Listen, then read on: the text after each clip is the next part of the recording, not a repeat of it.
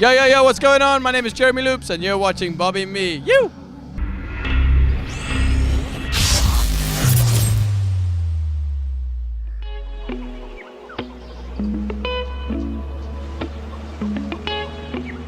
So this is your first time in Latvia and in Positivus, right? So how is the festival treating you? It's been good. We got here early enough that I could go for like a long walk along the beach, and I went and found myself a spot like almost 40 minutes away until I got beyond and there was no one else. And I just sat there and I warmed up my voice and I had my diary, and it was beautiful just to like look down and hear the pulse of the music in the distance. And then walking around, it's beautiful to be in a festival which is all in the trees. Yeah. I've never been to one quite like this, which is beautiful. This year you've released an album, Critical is Water, that tackles quite a serious water shortage question. Do you feel like that music can change the world? Absolutely. I mean, in this day and age it feels a little bit hopeful to say music could change the world, because it feels like the world is just in such a crazy space at the moment. But I think if there's anything left that people can all agree on, it's music.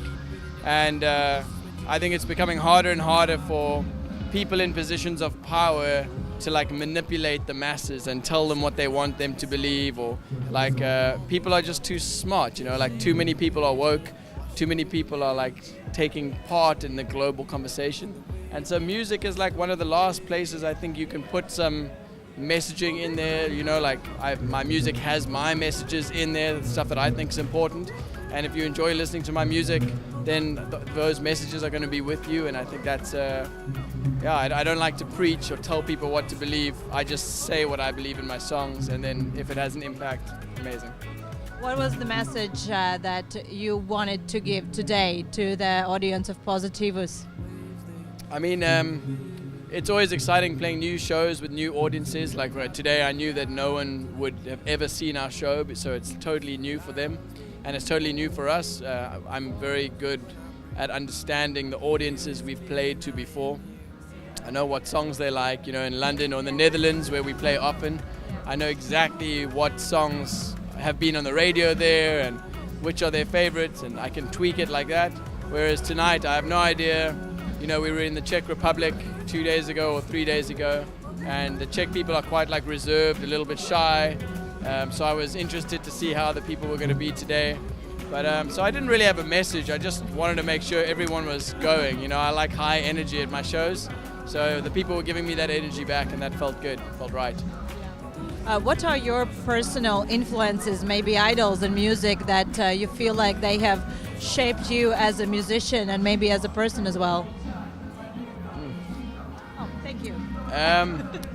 I think I try and stay quite clear of the idea of idols or role models. I think your idols will let you down, probably, and I like to just steal little bits, the little pieces that I like about other people or that I think they've done interesting. I'm happy to kind of learn from that, but I try to avoid just following one person in entirety, because if you like Johnny Depp your whole life and then you realize he's beating women, that's a bit of a bad thing, You're like, oh damn, or Bill Cosby, or like you can't just like follow one person, because they're human and they've probably got so many of their own problems. So my philosophy is just like pick and choose. Yeah. Someone told you that you are their idol. What would you tell them?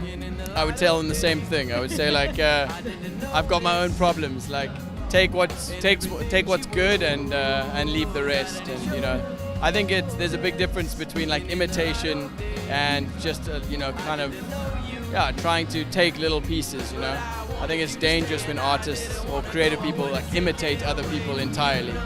So my range of influences is wide. Like in the beginning, I used to love a lot of folk music, like Bob Dylan, Woody Guthrie, all that old school folk. And then I felt that folk kind of lost its way a little bit in recent years.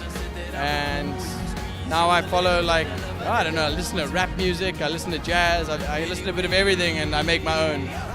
Even if that's a bit schizophrenic, it's what I like.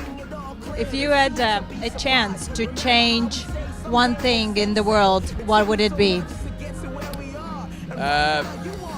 Borders. Yeah, I would open up borders. Like, I know it's a dangerous idea. Like, I wouldn't just open them up so that everything was crazy. There would have to be some structure and some very interesting ways of regulating it. But I think the fact that people aren't allowed to travel where they please just because of where they were born is like a crime against humanity, especially coming from a country like South Africa. I'm very lucky. My mother is Swiss, so I travel on a Swiss passport. But all the rest of my band are traveling on their South African passports, and they treat us like a South African passport might as well be a Afghanistan passport, you know, like they just see Africa.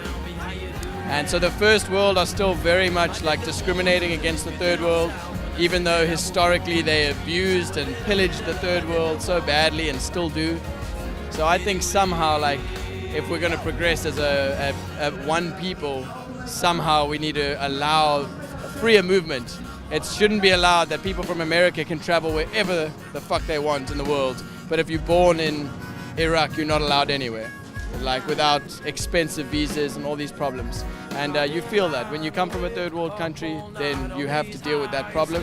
And it's very restrictive. It's like restricting a lot of things. So if I could change something, I would want to let people travel, you know, like equality, fair trade, let people go where they want to go.